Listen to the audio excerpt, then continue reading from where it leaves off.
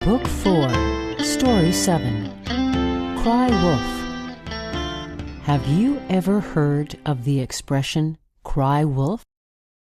Do you know what it means and where it comes from?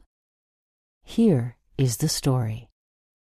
One day, a boy was looking after some sheep in the fields near a village. He felt bored. It is fun to have people to talk to, thought the boy. Then he came up with an idea.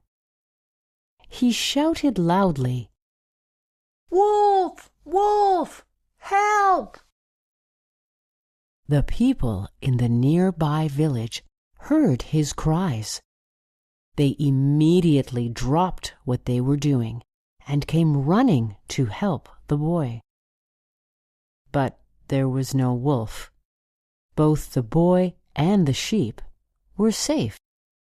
So the people returned to their work. Soon the boy grew lonely again. "Wolf! Wolf!" he cried. Once again, the villagers came to help him, but again there was no wolf. A few days later, a pack of hungry wolves did come. They were hungry and started to attack the boy and his sheep. The boy was frightened. He cried as loud as he could, "Wolf! Wolf! Help! Help!" But this time, the villagers did not come.